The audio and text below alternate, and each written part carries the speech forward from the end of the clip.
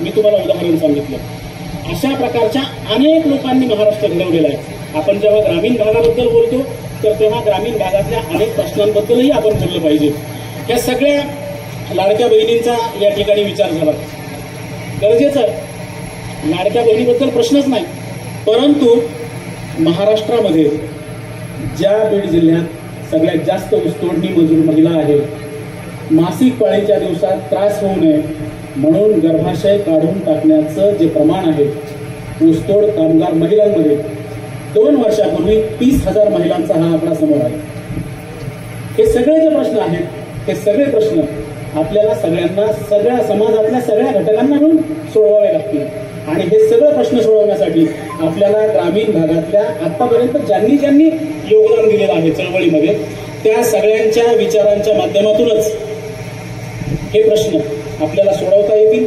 आणि एक विकसित अशा प्रकारचा महाराष्ट्र, ज्या महाराष्ट्राची पायाभरणी आदरणीय यशवंतराव चव्हाणांनी केली आणि यशवंतराव चव्हाणांच्या या एकूण आधुनिक महाराष्ट्राच्या जडणघडणीच्या विचारामध्ये आज आपल्याला पुढच्या सगळ्या टप्प्यावर या सगळ्या विचाराची पायाभरणी करत असताना महाराष्ट्र अधिकाधिक समृद्ध, अधिकाधिक संपन्न झाला पाहिजे.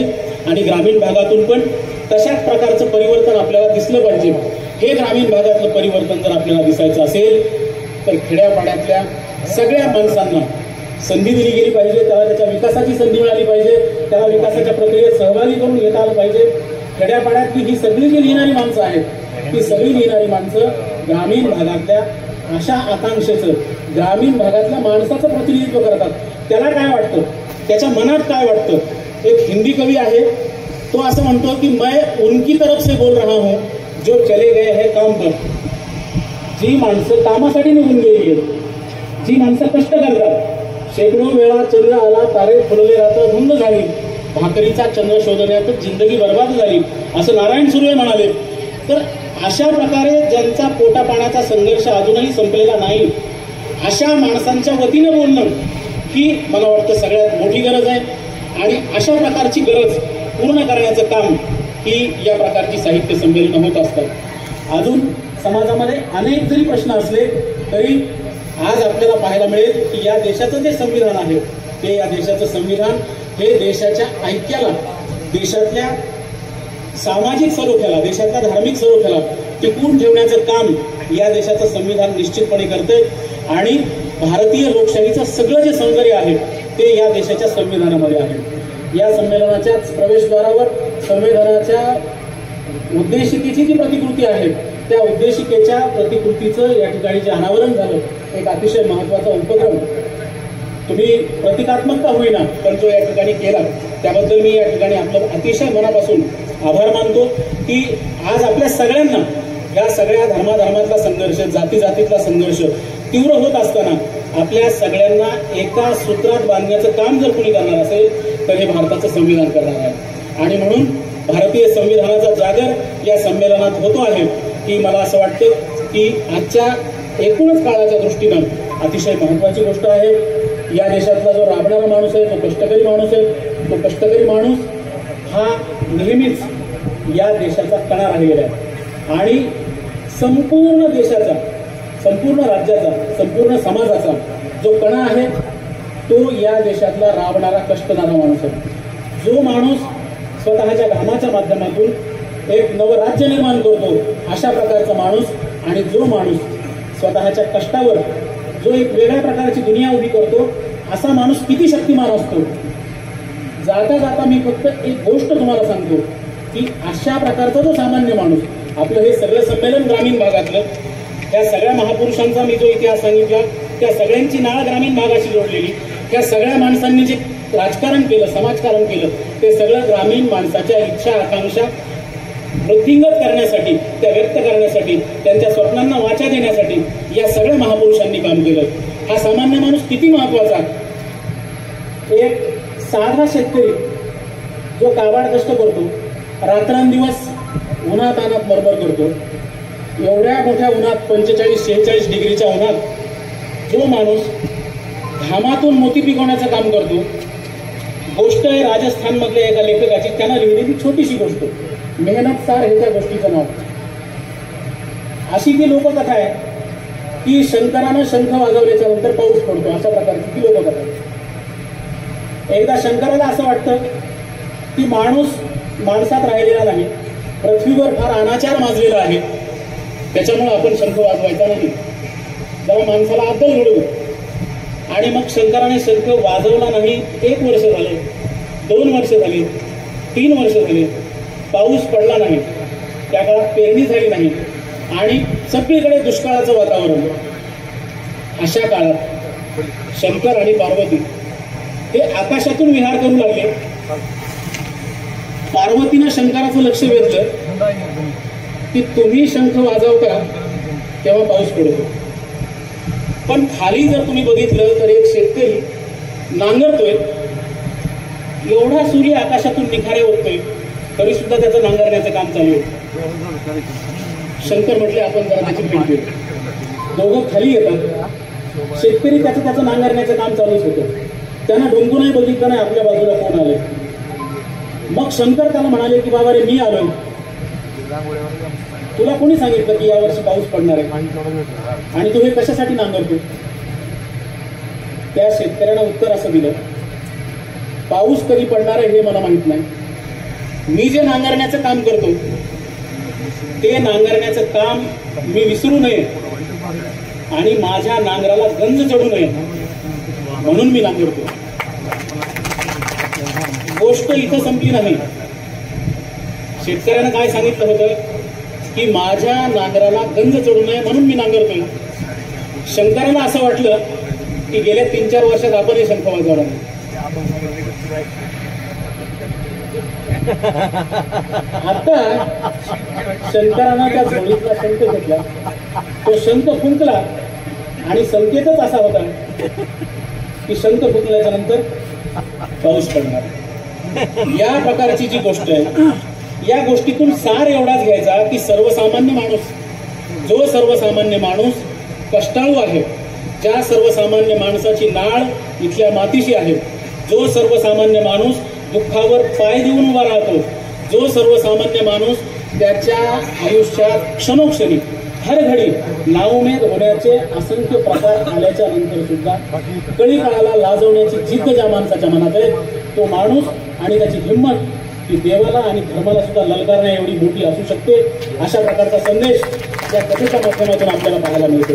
आणि हे जे संमेलन आहे ते अशा प्रकारच्या ग्रामीण भागातल्या सर्व माणसांच्या इच्छा, आकांक्षा, त्यांचं स्वप्न या सगळ्यांचं प्रतीक म्हणून सदोदित पुढे चालू राहावं अशा प्रकारची अपेक्षा या ठिकाणी व्यक्त करतो आणि थांबतो. धन्यवाद. आहे विक्रम काळे गेल्या 10 वर्षापासून हा प्रयत्न करतात, सातत्यानं प्रयत्न करतात.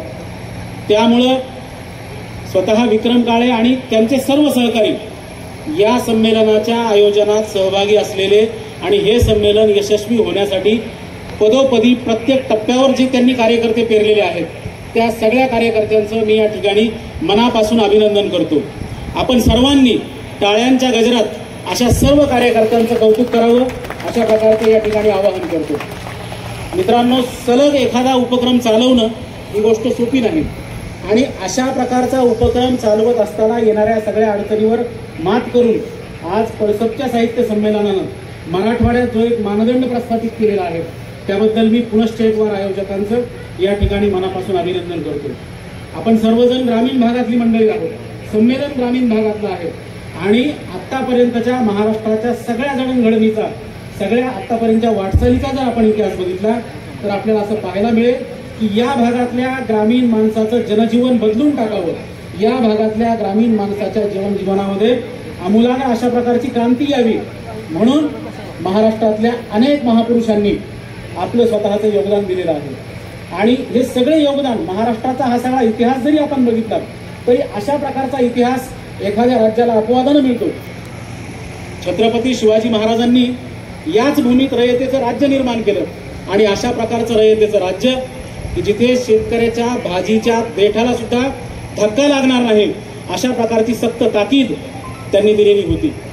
एखादा राजा किती काळजी करणारा असावा. वर्षानुवर्षानंतर एखादा राजा जनतेच्या काळजावर, जनतेच्या मनावर सिंहासन करतो. याचं कारणच हे, छत्रपती शिवाजी महाराजांनी आपल्या सैन्याला सांगितलं होतं की तुम्ही कुठेतरी जाल, एखाद्या ठिकाणी मुक्काम कराल, दिव्याची जी वात आहे ती दिव्याची वात जर तुम्ही नाही विझवली तर एखादा उंदीर ती दिव्याची वात घेऊन जाईल, शेतकऱ्याची एखादी कडब्याची गंजी खलास होईल, जळून जाईल. त्यामुळं ज्या दिव्याच्या वाती आहेत त्या दिव्याच्या वाती सुद्धा तुम्ही झोपताना विझवत चला. शेतकऱ्याच्या भाजीच्या देठाची काळजी करणारा रयतेचा राजा, अशा प्रकारचं राजकारण आणि अशा प्रकारचं समाजकारण महाराष्ट्राला माहिती आहे. आणि महाराष्ट्रानं अशा प्रकारच्या राजकारणाला कायमच महाराष्ट्र अशा प्रकारच्या राजकारणासमोर नतमस्तक झालेला आहे.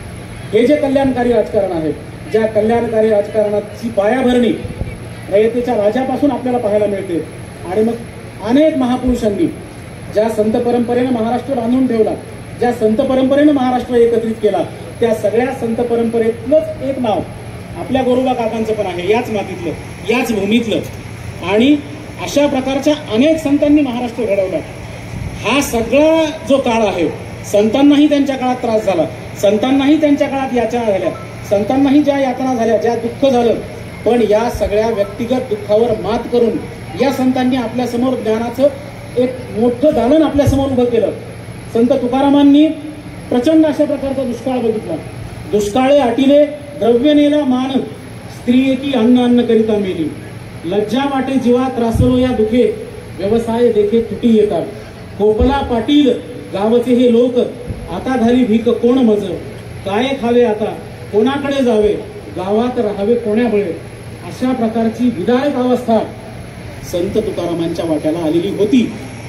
परंतु मऊ मेणाहुनी आम्ही विष्णुदास, कठीण वज्रास भेदू ऐसे, असं सुद्धा आपल्याला संत तुकारामांनी सांगितलं. ह्या सगळ्या संतांनी, ह्या सगळ्या मोठ्या विचारवंतांनी हा महाराष्ट्र घडवलेला आहे. या महाराष्ट्राची भूमी ही अनेक महापुरुषांनी घडवली, वेगवेगळ्या टप्प्यावर तिला मोठं करण्याचं काम केलं. चर्चा करणारं संमेलन होतो. महाराष्ट्रातल्या ह्या सगळ्या महापुरुषांनी सुद्धा कायम खेड्यापाड्यातला तळपातळीवरचा जो शेवटचा माणूस आहे, त्या शेवटच्या माणसाच्या इच्छा, आशा, आकांक्षा, त्याचं सुख, त्याचं दुःख, हर्ष, खेद, अशा सगळ्या गोष्टीशी ही सगळ्या माणसांची नाळ जोडलेली होती. आणि या सगळ्या माणसांच्या माध्यमातून महात्मा ज्योतिराव फुल्यांनी बघा 1885ला, आज आपण शेतकऱ्यांच्या आत्महत्येची चर्चा करतो, 1885ला महात्मा ज्योतिराव फुल्यांनी शेतकऱ्याचा आसूड लिहिला. या शेतकऱ्याच्या आसूडमध्ये महात्मा ज्योतिराव फुल्यांनी एका शेतकऱ्याचं दुःख सांगितलं की एक अशा प्रकारचा तरुण शेतकरी आहे, तो कर्जबाजारी झालेला आहे. त्याला असं वाटतं की आपण कण्हेरीच्या मुळ्या गाळून प्याव्यात आणि जीवनयात्रा संपून टाकावी.